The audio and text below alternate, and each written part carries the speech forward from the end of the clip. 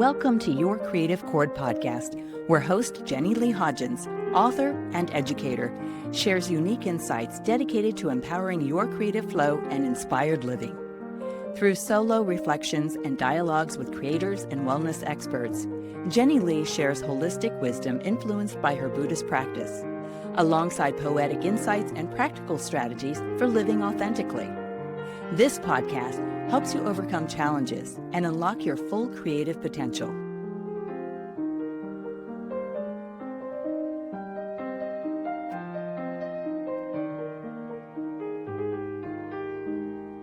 Welcome, panelists, and welcome to everyone in the group.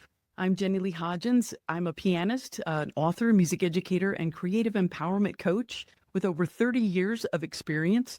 I'm also the host of Your Creative Chord podcast and the founder of the New and Returning Piano Learners Facebook group. I started this group to create a supportive space for accountability, encouragement, and growth for all of us navigating similar challenges as busy adults.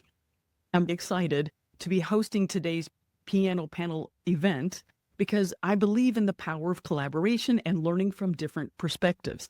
Our panelists are all highly skilled pianists and educators. They have a wealth of experience and wisdom and compassion for student growth. And in a moment, I'm going to introduce each one of these panelists. We're going to address questions that were submitted by you, our group members, and questions I've personally gathered from the many students I've taught over the years, and also a few questions from these panelists themselves that they would like to address based on their own expertise and experience.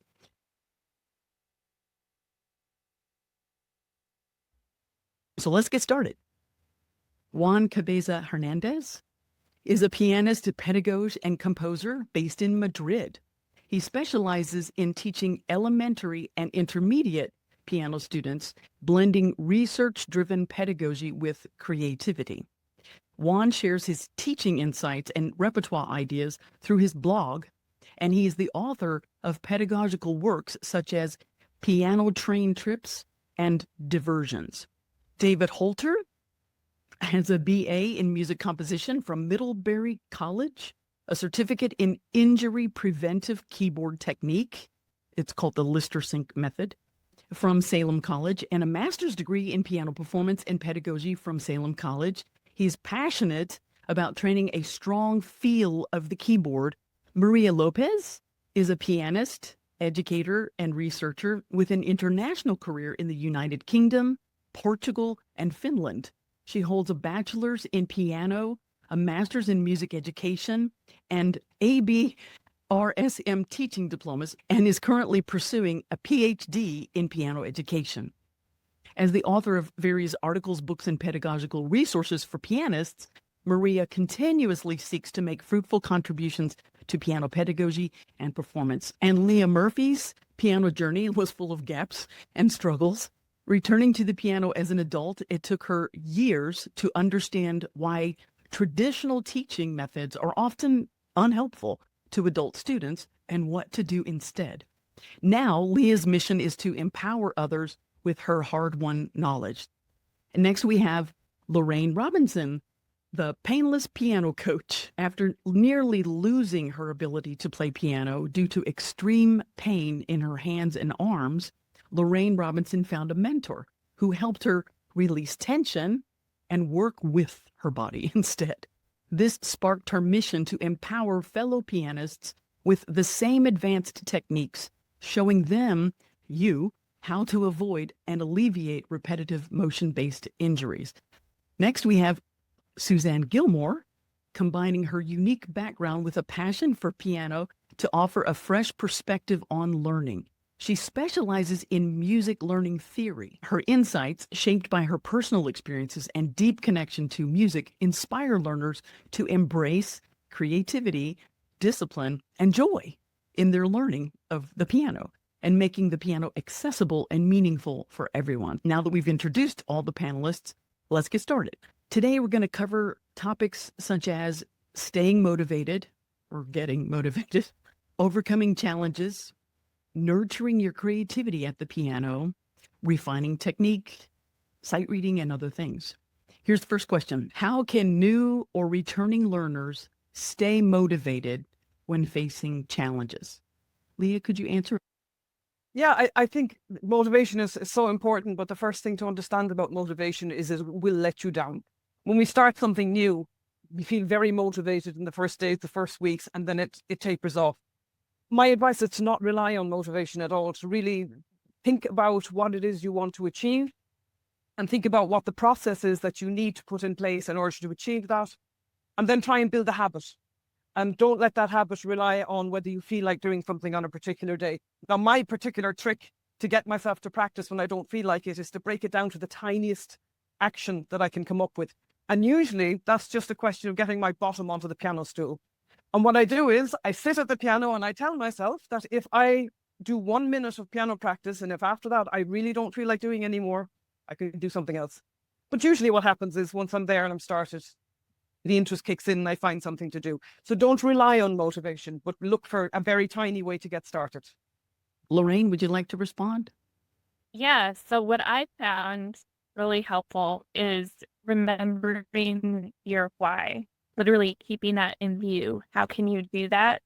If you have a piano lesson binder, putting that in the cover of your piano lesson binder.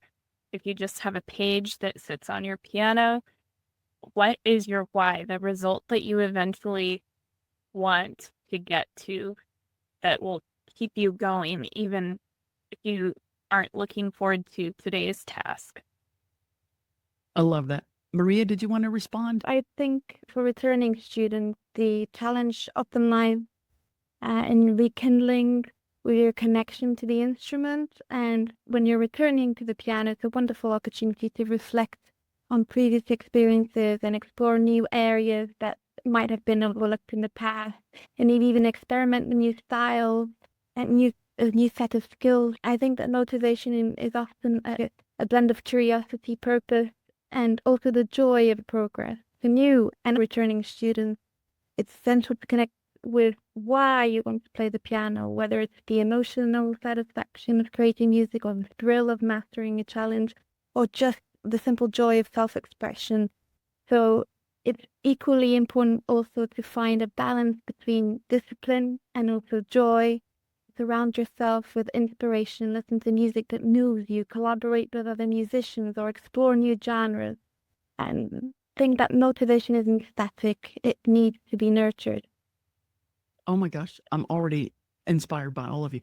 So let's move on to the next question. What sparked your passion for learning or teaching piano, and how has that shaped your approach today? Suzanne, would you like to go first? Oh, this was actually for the previous question, but that's okay. I'll just mention regarding that previous question, I think the best thing is to treat it like any appointment. Mark it down, what you plan to do. Start small, maybe 5 or 10 minutes, what you think is feasible to do. And you just write it down, make a schedule, and try to keep these appointments. But as to what's created my passion, I just love music. And for me, it speaks so much about emotion. And if you're in a bad mood or if you're sad, music really can help. And I have chosen to spread this to any other people. And I think life without music is life. Touche. Juan, did you want to answer? Yes, thank you. I want to share how I wanted to learn piano when I was young. I started at 12 years old. I started because I saw my cousin playing, and when I went to his house, he was playing because he was studying piano. He was at the grade. And I was completely amazed by how can a person make music with his hands.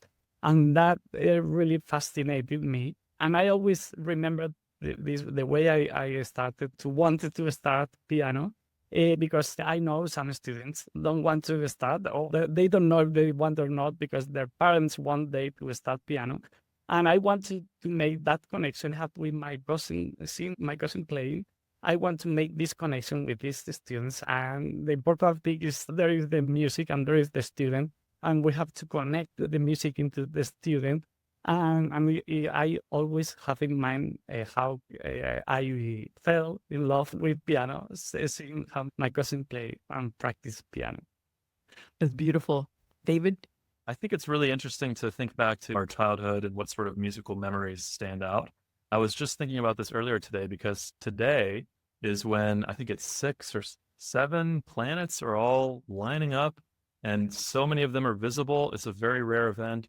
And I remembered back to when I was a little kid and I was sitting in this big empty room at night, looking out the window at the night sky, listening to Gustav Holst's The Planets Suite.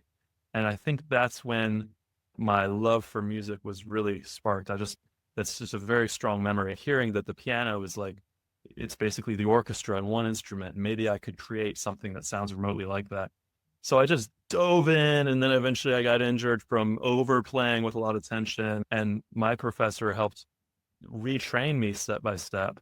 And that had such a profound effect on me that how that's affected my teaching now is really a sense that it's possible, like anybody can learn this highly complex skill if we just go step by step by step, really break it down, whether it's technique or sight reading or learning a piece, whatever it is, because we all start with this strong sort of musical feeling and this inspiration, maybe from an experience like that. And we just want to sit down and have it flow, but it's so much more complex than that, right? I just love teaching and I love meeting you all and doing this panel to talk about how we can make it more accessible, build that foundation, help people to go step by step. It's great. Sharing and spreading that love of music. So Lorraine, you're up. How I started playing the piano is one of my favorite stories to share because when I was 6 years old, the pianist from the San Francisco Symphony Orchestra was a family friend, and he came for a Christmas dinner. And of course, after dinner, he was asked to play Christmas carols on the piano. He happened to see me sitting on the living room floor, just completely entranced and mesmerized, and asked if I wanted to sit on the piano bench with him. And I remember sitting there on the bench and watching his hands fly on the piano keys and promising myself that I was going to play the piano like that someday. And so for the next year straight, I harassed my parents, begged for piano lessons, until finally I drove my dad crazy and he couldn't take it anymore. And he told my mom, "You have got to find her a teacher." That's great. Okay, so we're going to move on to the next section of questions, and this is about foundational skills and posture. How does proper posture impact a beginner's learning experience? Suzanne, go ahead.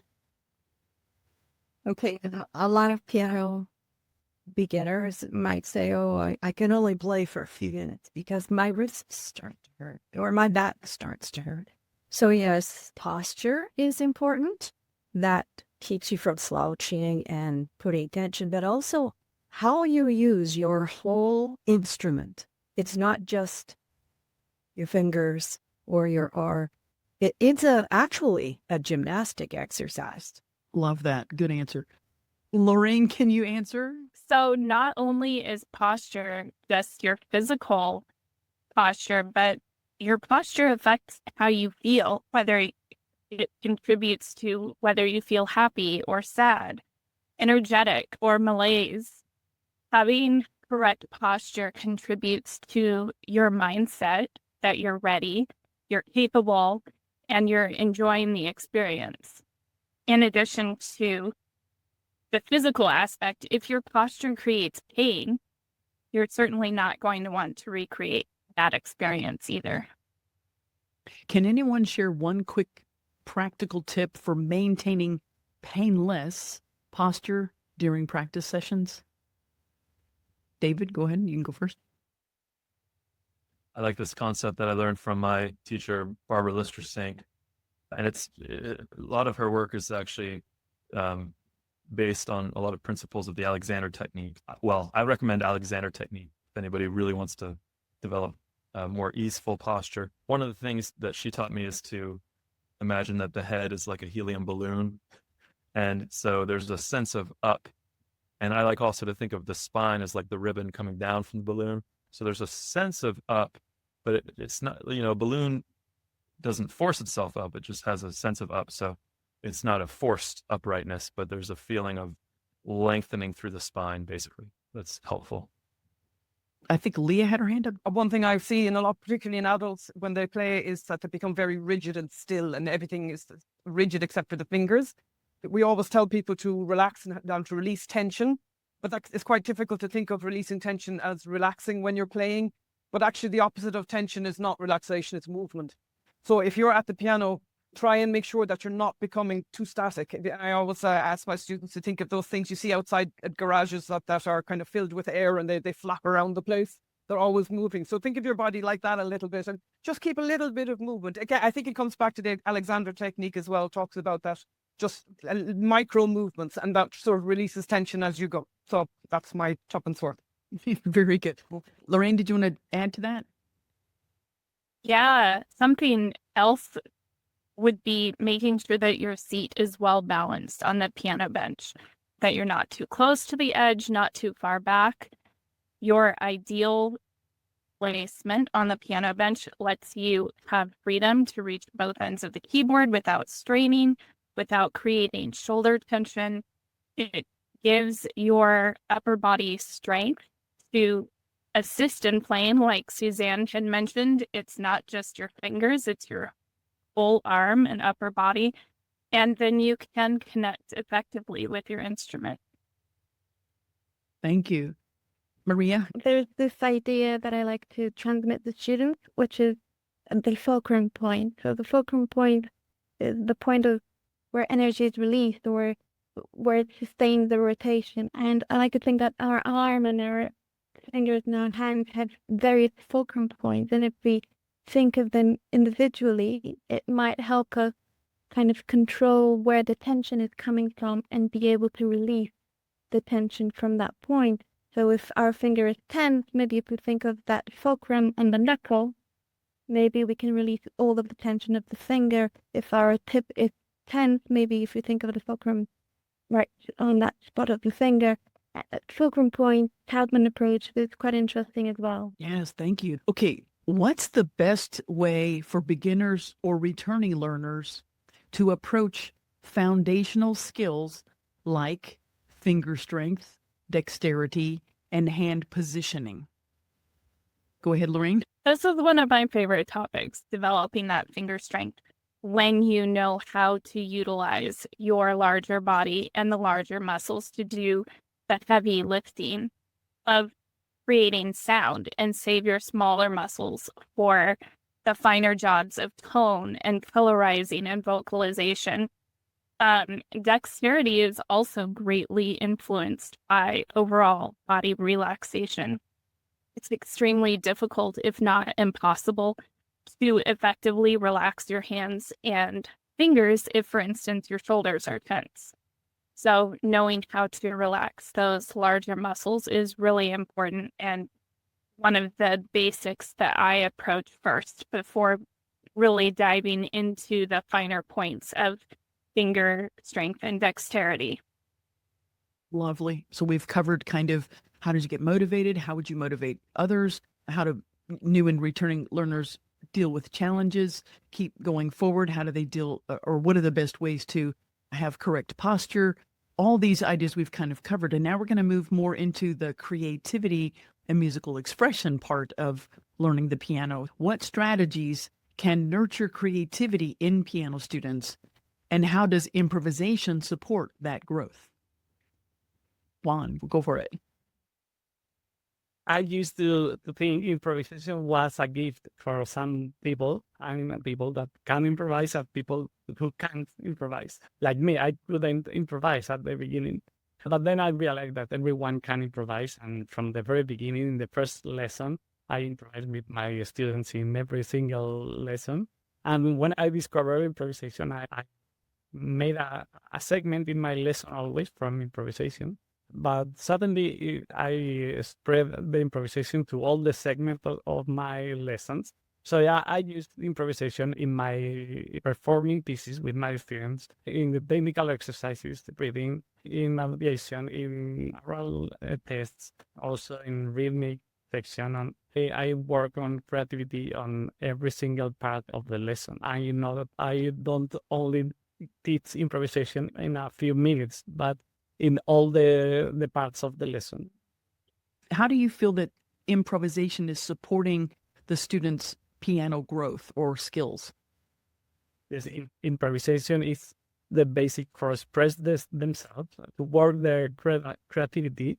And you can also, with improvisation, teach whatever thing you want to teach to your students. And when they realize they can make their own music, this made a big impact in their students, because they don't need the score, they don't need other people compositions.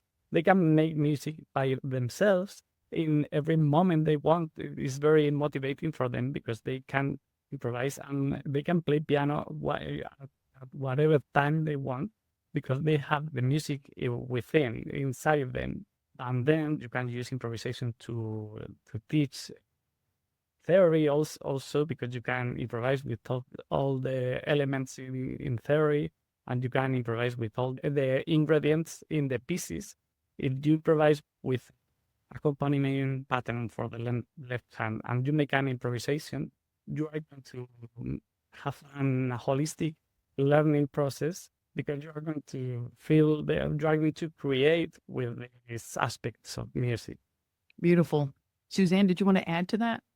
Yes, I think creativity is such a big thing, but how I do it is I teach them tiny little patterns of rhythm and tonal patterns. We start maybe with rhythm because that's the easiest to learn.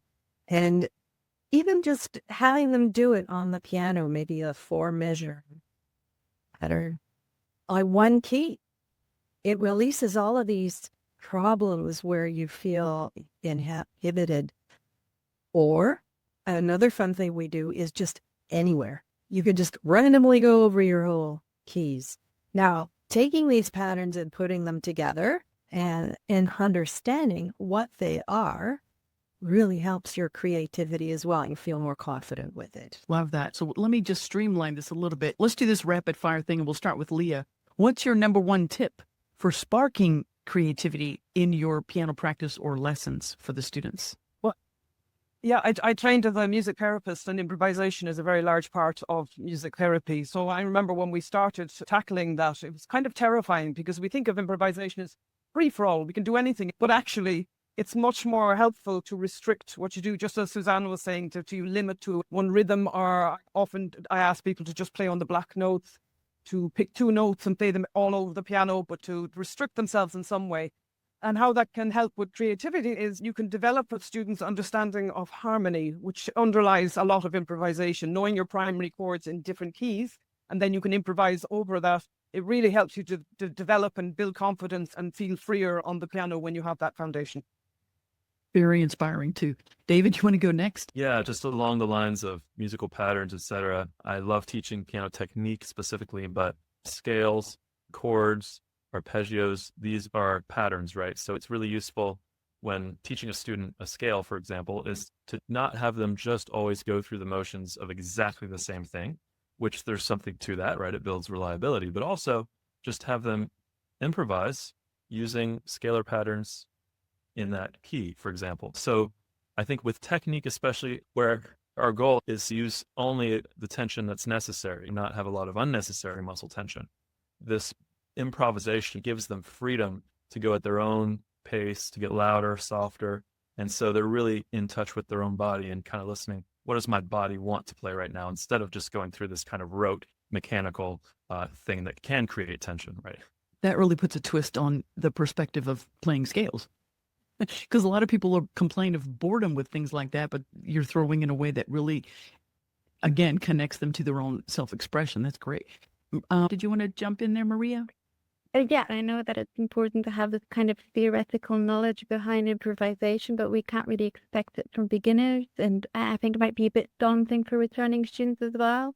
Improvisation allows students to move beyond the written notes and develop this kind of musical confidence. So yes, they should explore scales in different ways and modes and all of that. But it's also about sonorities and helping them understand how sound can evoke emotion.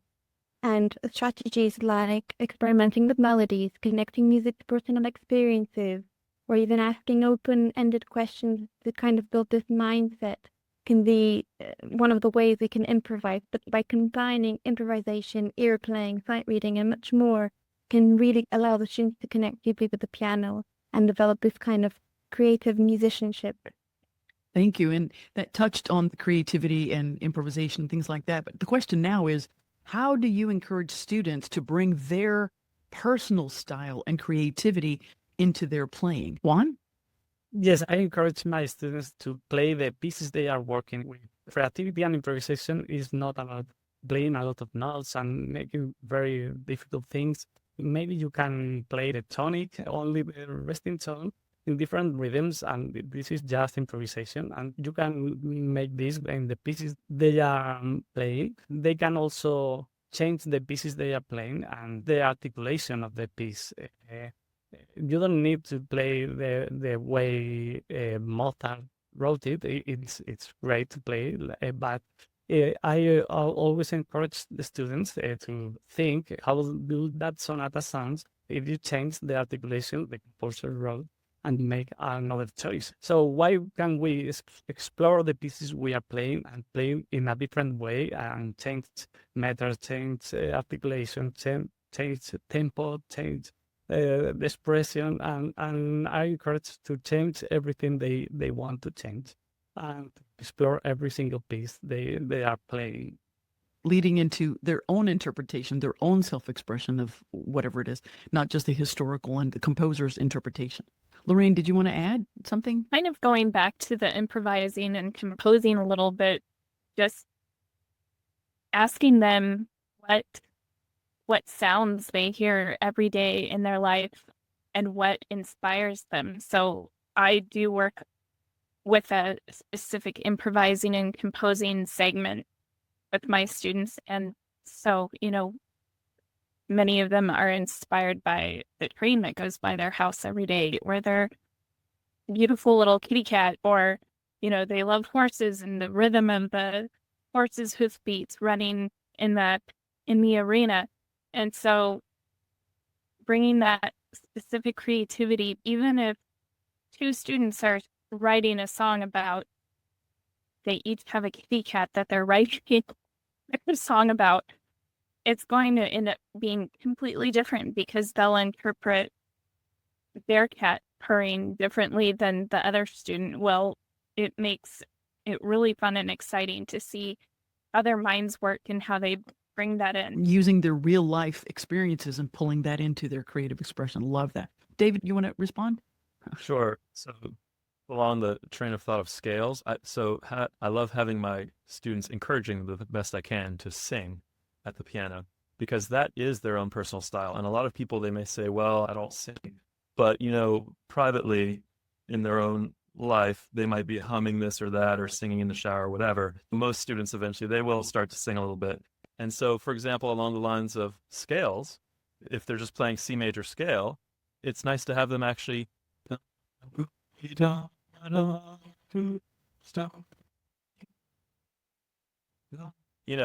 improvise a little bit and actually sing, because you just feel more of a connection to the piano if you're actually singing too. The breath and everything else and the phrasing can start to come more naturally for them. So that is their style in a sense. That makes sense.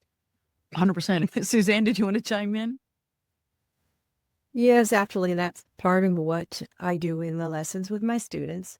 We do, prior to sitting at the piano, we sing and we move, and I give them different ideas of how to move. Are we going to move strong? Are we going to move floating?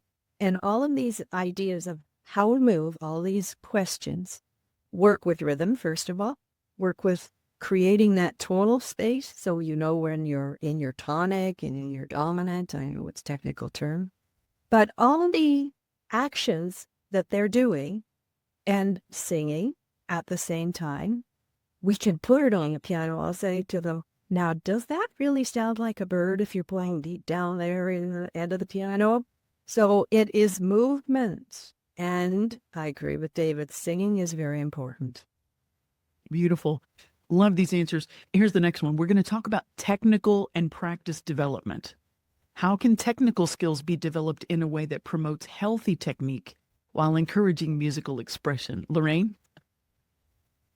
Well, healthy technique, of course, making sure that your posture is in alignment. I prefer to make sure that before we really start the keyboard technique part of lessons, that the posture is in good alignment and a good habit there. But as far as the keyboard technique, the train of thought that I had forgotten to mention in your last question, encouraging students to play the scales and the exercises as beautifully as possible with as much emotion as possible so that it doesn't become the dry rote. I have to do a scale and now I have to do chords, but playing it as beautifully as possible as if it's the most amazing piece that they're performing out on stage. Leah, you want to chime in? Yeah, I just wanted to add that if we think about what technique actually is, it's just the ability to make the sounds that we want to make on the piano. And that often involves our whole body, whether we're playing staccato or legato or we're playing loud or soft. It's really important that we not sit rigidly and with tension trying to make these sounds, that we really relax into it and enjoy exploring these different sounds that we can make on the keyboard that can promote expression in a healthy way, that we're not becoming tense and rigid. Suzanne, you want to share some thoughts? I think if you have any pain or any bad feeling in your body, quit playing right then and there and try and figure out what is the problem. David? The element of discovery of sort of how our bodies are designed already. So for example, teach the rounder hand shape here, and it's pretty much built in to the way we're designed.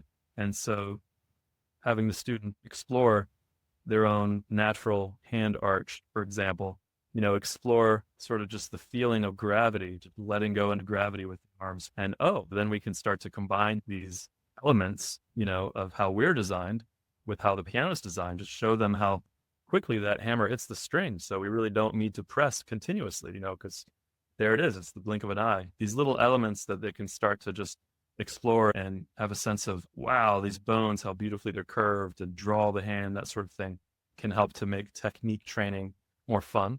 And probably Wow, we're actually made for it. Wow. Exactly. I'm Jenny Leigh Hodgins, creative empowerment coach and 30-year music educator.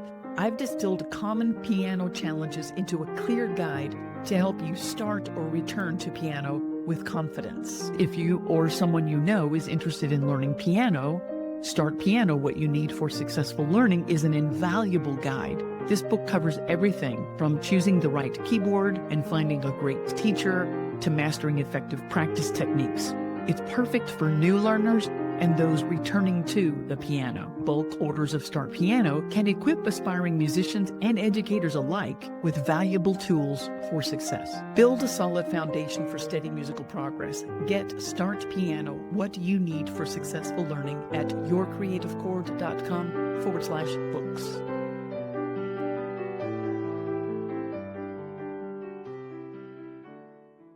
Okay, thank you, everybody. That was awesome. I'm going to move on. This one is on the topic of insights for adult and returning learners. So some of us didn't start when we were children. Some of us started when we were adults. Here's the question. What teaching approaches do you find most effective for adult students specifically? Lorraine? I work with a lot of adults, and something that I've found really helpful for them is to have a practice guide, a breakdown of exactly what they need to work on each time they sit down at the piano. Because when I first started working with adult learners, I would encourage them to take notes, and they would feel like they had taken the best, most comprehensive notes that they could, and they would get home and still feel like they had this page full of notes, but they still didn't know where to start. So I've worked on showing them how to take notes effectively so that they know exactly what to do basically every 5 minutes of their practice session. Okay, so I'm going to ask the next question. This is about learning pathways and resources. What is your advice for students who are trying to decide between self-study, private lessons, or online courses, or the mix of? And how would you recommend students evaluate the quality of learning materials or courses that they come across online? Go ahead, Leah. So ideally, you could use all three. I mean, it's great to have a private teacher if that's possible. I know that's not always feasible.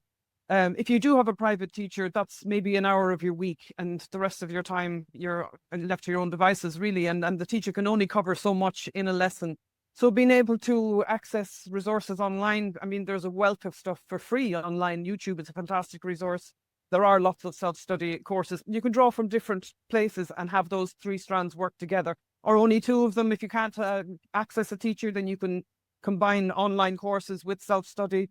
So really to explore the resources that are out there. Now, in regards to evaluating the quality of courses online, it sounds too good to be true. It probably is. And we all are familiar with the ads out there for, learn piano in an hour. I can teach you 100 songs in an hour, or, a piano in 3 months. Fine if you want to learn a couple of chords, but honestly, those courses, you'll find all that material for free on YouTube anyhow. So really look for the more serious courses that are more realistic in how long something takes and how much commitment it takes and how difficult it is. It's a complex skill. It really is very difficult. So, trust your instincts. Well articulated. Thank you. Suzanne, you want to chime in on that? I think it is important to have a teacher for at least a portion of your study, because they can help you to avoid technical skills that are going to create you problems. And online teachers are also great. Yes, 100%. David, thank you. Did you notice any comments before you respond? Do you mind? There are a few comments. T says, there are so many options online. How can I find what is right for myself without getting totally overwhelmed? I wanted to just mention that, at least for my students, I like having both. So I like having pre-recorded videos that I've made for them. Basically, it feels more or less like this, like I'm sitting there next to them saying what to do, what to feel for, what to look for. But then absolutely, I like working with them weekly on Zoom, etc. I think that is important. Think about any athlete has a coach. Even the greatest athletes have coaches, because even if you feel yourself like you're doing everything right, you're still in your own body. You're not that external observer that can just put all their attention on, seeing what you're doing and listening to what you're doing. And they probably have experience that can be helpful. If you're practicing golf or something and you can't quite get that ball to go the way you want, an outside eye can see, well, if you just turn your foot a little bit more this way and the ball goes flying. That's what a teacher can do really well, among other things. That's just technique, basically. In answer to Teresa's question, I feel like to find what's right for you without getting totally overwhelmed, I think part of staying motivated and making real, reliable progress, like Leah was saying, not trying to learn piano in a day, but real progress that can pay off long-term. Look for a teacher who breaks things down, who, if they have something on YouTube or whatever, you're feeling these tiny little wins that are, you don't have to try really hard to make something happen, but they're able to show you in a kind of step-by-step way that you feel you resonate with. I mean, it may be a personality thing, it may be the approach. Some people are more visual, more auditory, etc. Do you resonate with each little step that they're giving you? Very valuable. And 100%, like Leah said, trust your gut instincts. And as David's saying, get a feel for how they do teach. A lot of these people on the panel, they show demonstrations of things. And if it resonates with you and you feel like, that they can see you and they can help you individually, to me, that's the power of having a teacher to work with you, whether it's through their online courses or one-on-one or both. It really has to be, you have to feel like they're communicating and seeing you, vice versa, so that you are getting what you want to learn, and that this person is putting it, like David said, in a step-by-step way where you can grasp it and you can move forward. There is one other question. How do I set short-term goals? Leah touched on that a little bit earlier in how to track yourself and get started with your practice. What I use myself is use a tracker. Work with your teacher if you have one, or for yourself, choose your goals and use an actual piano practice tracker so you know exactly what repertoire you're going to work on And what is it in that repertoire that you need to work on singling out the things that you need to improve, and set your goal for the practice session based on that. So, for example, if I'm playing a piece of music and I'm not able to play it fluently, I keep hesitating and starting and stopping, then I kind of zoom in and figure out, oh, that's a part that's giving me trouble. That's a part I want to work on. So what would my goals be? Well, maybe it's, I don't really know what the fingering is. And so, that's a goal. I want to mark the fingering and then practice that fingering. Just break it down individually for what you need in that moment in terms of setting achievable goals. Suzanne. I find the best way is to keep a journal and possibly record yourself. And every time you get a new place, you can record that in the journal. And as you look back or as you listen to the, I tell students to do this all the time. Record, record, record. And listen back and hear your trouble spots. And then those are where you make your goal. That's how you make your goals. You find your trouble spots and set the goals there to smooth that out, right? Lorraine, I thought I saw your hand up. Yes. Oh, there you go. Confused. So going back, first of all, to finding a teacher that works for you, I've had the privilege of working with several high-level teachers over the years. Finally, what I realized for me was finding someone who has the results that I want to get in the way that feels most aligned for me to get them. So really doing your homework and seeing if you can have a trial session or a trial period or something like that, even if it's not necessarily free, but maybe just a shorter term commitment with a teacher before having to commit to, say, a full year of lessons or something. Thank you. I think that is one of the biggest struggles for new or returning adult learners. How do they break down their practice routine into achievable, clear goals? And all of us really touched on great things there. Journaling it, recording it, listening for it, zooming in on what's not working for you, and then breaking it down from there. And if you have a teacher, express to them, hey, I can't do this, or I can't do that, or I'm having trouble with this, and they're going to help you break that down into individual goals. The next part of the panel discussion is about overcoming the personal challenges that we, the panelists, have had to overcome. So here's the question.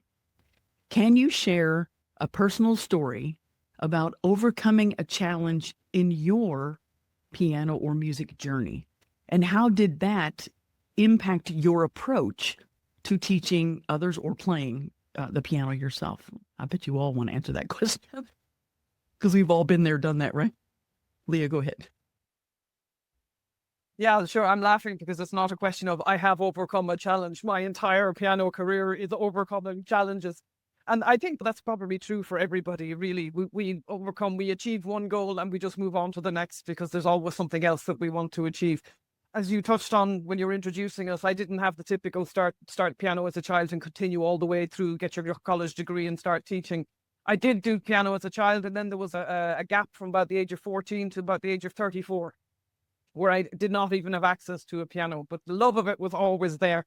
And coming back to piano and trying to pick up where I left off, and immediately just all the difficulties kicking in, and the imposter syndrome and the feeling of inferiority in conjunction, when I looked at other students and how they were doing, and really having to overcome those mental blocks and really just recognize that you are where you are, and you have to recognize the deficits where you are and tackle them one by one.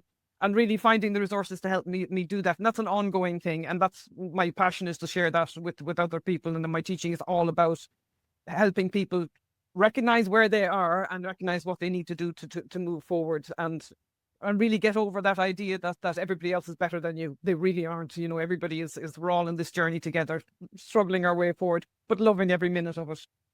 Love that. I have a very similar background. David, you want to chime in? The story I like to tell along the lines of my sight reading, because I couldn't sight read at all. And I would work pieces out note by note, and I was able to play some decent big pieces at church. And one of the church members came up to me and said, will you play our upcoming holiday luncheon next week? We just need you to play about half an hour of carols. And I was terrified. I think I was like 16 or something. spent about 25 hours that week because I was on break learning carols note for note. And then I pretended to be reading them at the party. And at the end of the half hour, she came over to me and she said, "That was great, but you didn't play my favorite carol, Silent Night." And my heart just sank, and I started to try to figure it out by ear, but I was so just overwhelmed, I couldn't. And she said, "Everybody, we're going to sing Silent Night. Here it is, David." She turned to the page in the hymnal. "Go for it." Because she thought I could read because I'd been pretending to read for the past half hour, but I was just using it as a trigger for remembering the notes. I tried to start reading the music, but I couldn't even get started. And everybody was, in my 16-year-old self-conscious self, I thought, well, everyone's just laughing at me. And it was so embarrassing and all that. But ever since then, I just was like, I've got to learn how to sight read better. I've got to do it. That's what set me on this whole sort of obsession with figuring out how to sight read music. So we have positive and more negative type experiences that shape our whole journey, and it works out for the best often. Yeah, you really used that as a catalyst to turn a very poisonous situation into medicine because it forced you to learn how to do it. Maria, did you want to go next? Yes. So one of the biggest challenges I face, especially because I'm a classical trained pianist, has been shifting away from my reliance on sheet music. And I think those who are classically trained will probably find this challenge as well. I was always taught to focus on technique and to interpret music strictly from the page and to be as perfectionist as possible. But this reliance on this written notation limited my ability to fully engage the music and be more spontaneous and creative. I can even tell horror stories where myself or other pianists that I know would encounter a piano in a hotel or a public place, and their friends or family say, "Oh, can you play something?" And they would just dread the feeling of having to go and play because they would think, do I have anything memorized? Do I have my sheet music with me? So since I moved to Finland, I discovered actually a curriculum, which is called Free Accompaniment. That's the English translation, that emphasizes developing this wide range of musical skills that are improvisation, playing by ear. So it's not just depending on the music sheet. I've had to unlearn old habits and rethink the way I approach the piano. I've had to force myself to leave the sheet music in my bag and really start to use my ears to explore music as it is, in its organic form. It's been a very slow and frustrating process, but it's something that I tell all my students and everybody I meet who's a piano teacher. Please, when you start learning the piano again or at the beginning, don't just grab the resource or the book or the sheet music. Really explore piano at its organic form. That's my challenge right now. Very good points. And I think it's crucial that all piano educators include in their curriculum a little bit of that creative fun, improvisation, playing by ear, and not relying too heavily. I mean, we're aiming for a well-balanced musical education there. So I think we can all relate to having some gaps in our education ourselves, and we're trying to pull all that in and help our students not miss the things that we've missed, basically. Lorraine? Probably the biggest story in my music journey actually was being able to leave a toxic, abusive relationship, and how that actually gave me the freedom to more fully embrace my own music and sharing music with piano clients and being able to just experience music in a more satisfying way without having all of the negativity that surrounded my previous relationship. So that's an encouragement for anyone who might find themselves in any sort of toxic relationship and needing to develop more personal boundaries. And thank you for sharing such a personal topic. And again, I think it was Suzanne that mentioned at the beginning, music is an expression. It's a great avenue into letting that self-expression exist. So a very healing thing as well. Speaking of Suzanne, did you want to respond? I've always been a wonderful sight reader, and I have depended so much on reading. But since discovering audiation and what it really means, not just listening, but to understanding, it brings so much joy. You understand why the music is created or how to create it yourself. So this brings me joy, and I try to give it to everybody else. Can I piggyback on that and just ask you, for the people in the group who may not know what audiation means, could you just describe that and how maybe you use it? Okay, audiation is hearing music, and some people think it's just listening or hearing it back in your head like an echo. But it's actually being able to look at a sheet music. You're not perfect pitch, but you can read it in your head. Thank you for that really wonderful explanation. So just because I know that some new and returning piano learners may not even know that term, audiation. So that was a great explanation. Thank you. The question that I just asked was, can you share a personal story about overcoming a challenge in your own piano or music journey? And how did it impact your approach to teaching or playing? Go ahead, Juan. I was very fixed to the score. My challenge was to get free from the temptation. I didn't want to be the pianist who can play Happy Birthday in the parties. I didn't want to be that kind of pianist anymore who play Mozart sonatas or Chopin's nocturnes. But I also wanted to play for accompanies something for someone else sing or improvise something or play Happy Birthday or play Silent Night. I wanted to be both pianists. And everybody can be both pianists without effort.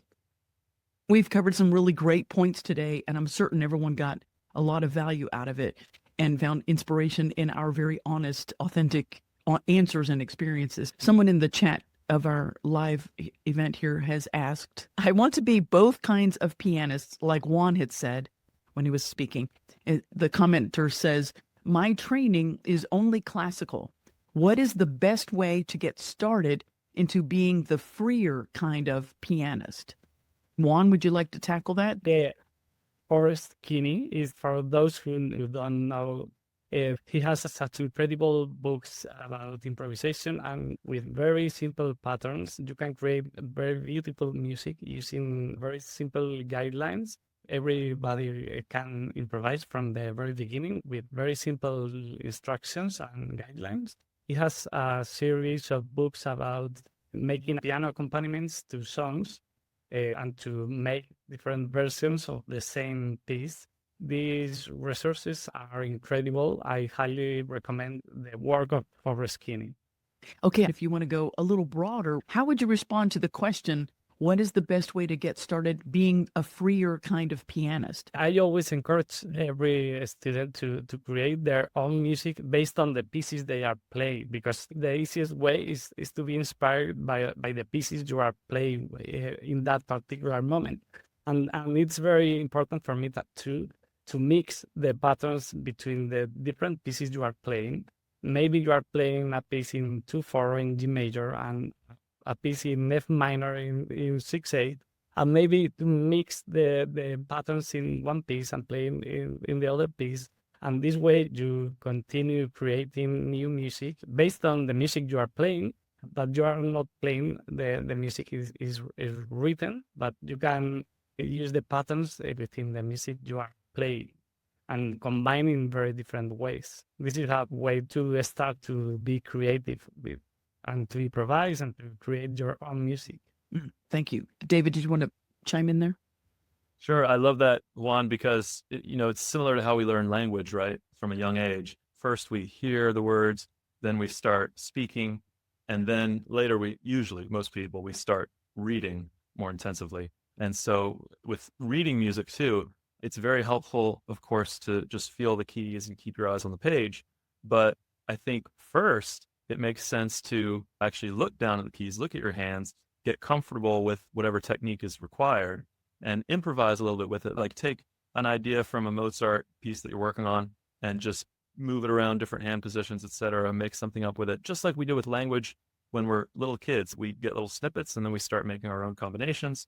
Fantastic. And then you're more likely, when you see that same sort of pattern in sheet music, to feel confident. You can feel your way through it, recognize it quickly, visually, because you've built that familiarity with it from the ground up, so to speak. Thank you. Beautiful.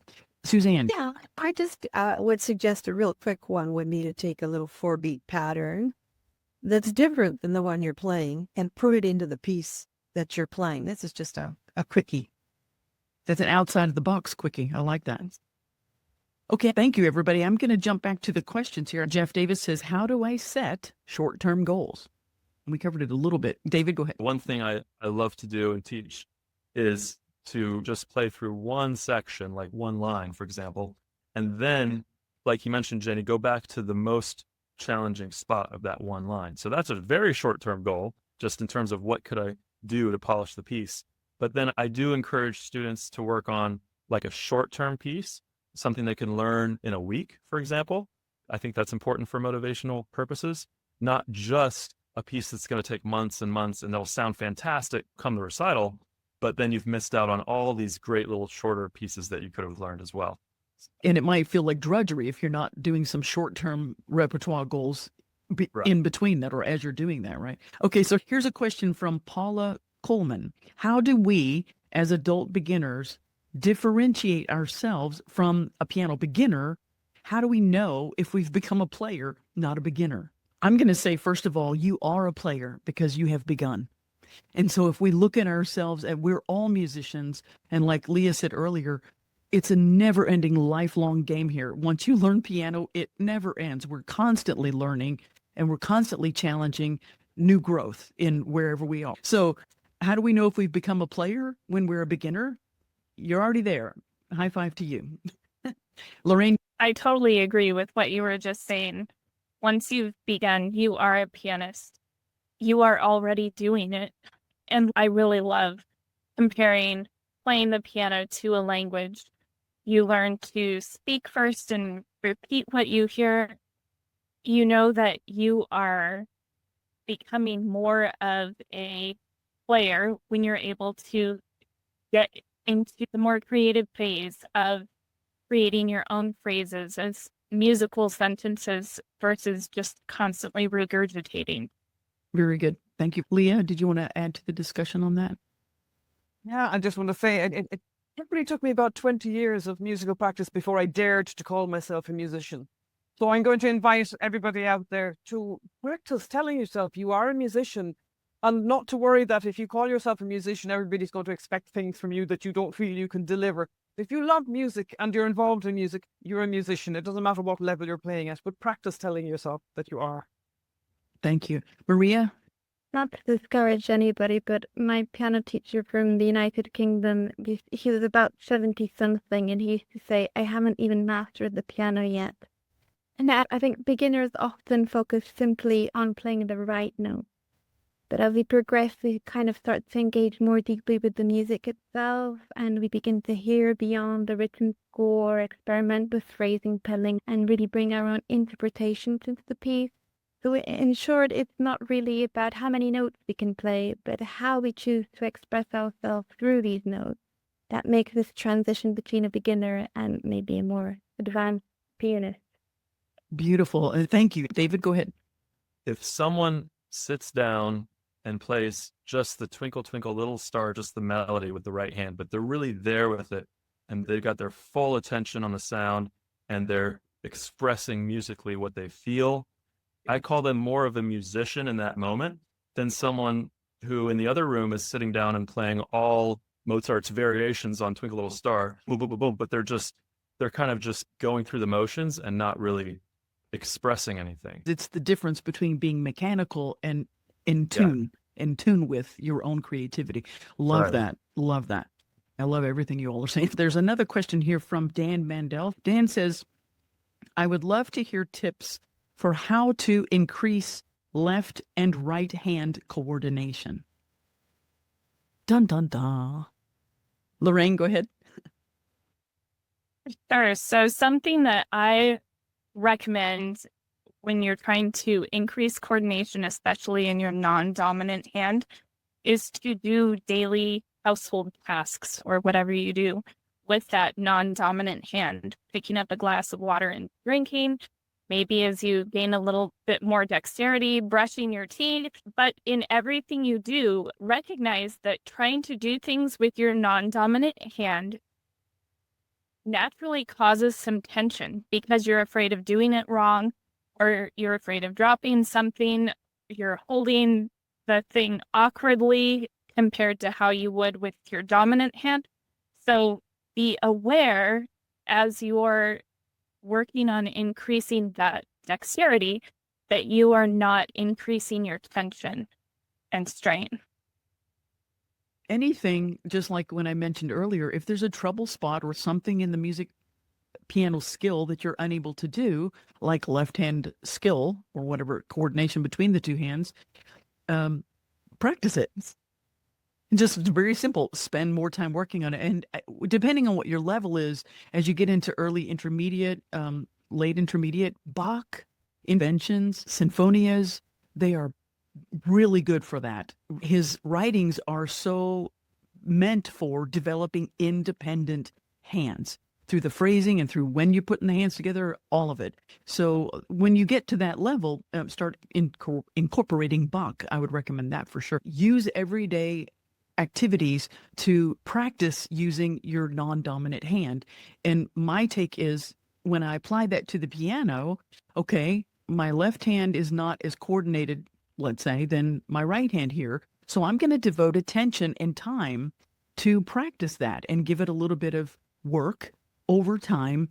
And that's just one approach to practice, long story shorter. Leah, did you want to add something?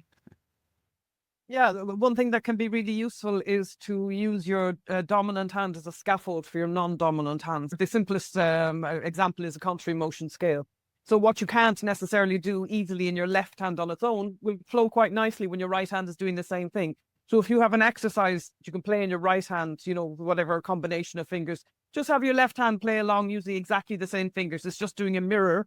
And so you're training your left hand with the help of your right hand, or your non-dominant and dominant hand. It usually is the left hand that is weaker, even in left-handed people for some reason. But I find that very useful. Very good tip. Suzanne? One of the things students have a problem with is trying to play everything up to speed. So I would say, slow it down to the speed that you are able to do it correctly. Work on maybe rhythmically getting it correct, or just try both hands together, really slowing it really, really slow. Actually, for anything, makes a better player. If you can play it slow, you will know how to play it fast. That's one of my mentor piano teachers honed in on that very strongly. Slow practice is much more challenging than fast practice. You're not relying on your muscle memory. You're really relying on the skills. In my experience, 90% of the problems are solved when people slow down, because we get ahead of ourselves. We want to do it so much, David, go ahead. Getting the right and left hands coordinated together, to play together correctly. And Bach, I was just thinking with Bach and inventions, if we're always going fast, right, then things might not line up. So if you take a moment to really go slow, and to me, feel which fingertips go together, basically. So like 3, go slow, and I'm feeling, okay, 3 in the right hand, I'm feeling that play along with 1 and 5 in the left hand, and they happen simultaneously. And just become more sensitive to, which fingers are playing in the left hand at the same time as the fingers in the right hand, and sense that. It sounds kind of funny, but really feel it. Then it can often help things to lock in better if you just build that sensitivity. And going slowly does help, for sure, with that. It really does, because it puts you in tune with sensing physically. Before we wrap up, I encourage you to stay connected with the resources and the community we've discussed today, and go check out each one of these panelists and all their resources, any offerings or materials that they have. I wanted to say thanks again for being part of the New and Returning Piano Learners Facebook group, and to all the panelists, really sincere thanks for everything that you've contributed. Before I end, I see a couple of questions in the chat. Oh no, it looks like everyone's just excited and happy to be here. Thank you, everybody. So thank you again for being a part of this group. We look forward to seeing you in the group. Thank you again, everybody. Really appreciated this. Really inspiring. Thank you. Thank you for listening to Your Creative Chord podcast. If you found inspiration in today's episode, please leave a review and subscribe to the show. Your support helps spread the message of creativity and inspired living. Stay connected with Jenny Leigh and a vibrant community of creatives and curious minds. Visit yourcreativechord.com for more resources. Remember, daily life is where your creative flow begins. Embrace the journey